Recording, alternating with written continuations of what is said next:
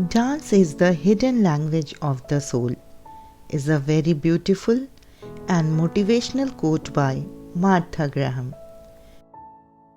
जरा सोचिए, जब भाषाएं नहीं विकसित थीं, तब लोग कैसे बातें करते होंगे, अपने मनोभावों को दूसरों तक कैसे पहुंचाते होंगे। निश्चित तौर पर मुद्राओं का प्रयोग होता होगा, अंगहारों का प्रयोग होता होगा, भाव भंगिमाओं का प्रयोग होता होगा। मतलब जब भाषाएं विकसित नहीं थीं, तब नृत्य के द्वारा मनोभावों की अभिव्यक्ति की जाती थी। जी हाँ, हम नृत्यकार अपने मनोभावों को आत्मा की इसी भाषा द्वारा व्यक्त करते हैं। नाट्य शास्त्र के अनुसार यतो हस्ता ततो दृष्टि, यतो दृष्टि ततो मनः, यतो मनः ततो भाव, यतो भाव ततो रस। जहाँ हाथ है, आंखें उसी पर हो। जहाँ आंखें हो, मन वहीं पर होगा। जहाँ मन है, वहीं भाव उत्पन्न होंगे, और जहाँ भाव है, वहीं रस उत्पन्न होगा। और हम सभी जानते हैं, नवरस अर्थात वह भाव जो हम अपने अभिनय से दर्शकों तक पहुंचाते हैं, हमारी नृत्य कला का मूल अंग है। नृत्यमयम जगतम,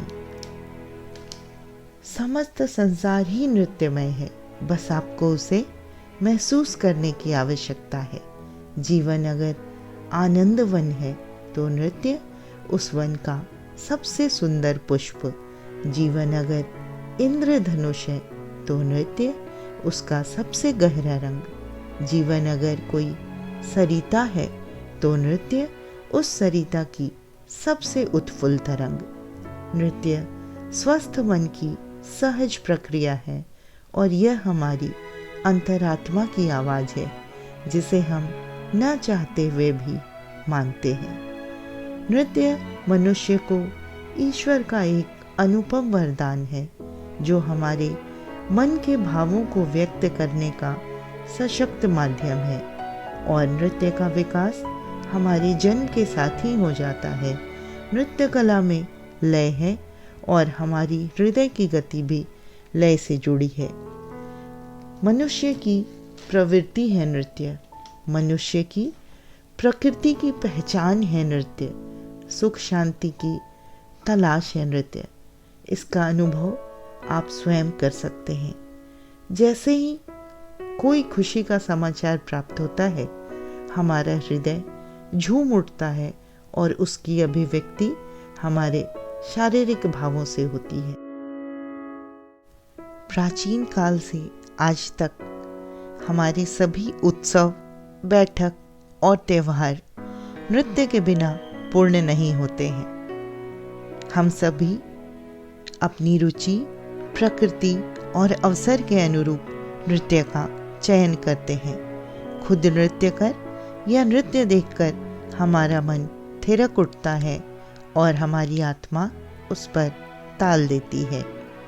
नृत्य एक प्रकार का योग है, जिससे जुड़कर प्रफुल्लित भावनाओं को व्यक्त करने के साथ साथ अपनी कुंठाओं, निराशाओं और तनाव को कम कर हम संतुलित जीवन जी सकते हैं। कई बार नृत्य हमारे उदास मन को राहत और थके हृदय को सुकून देता है।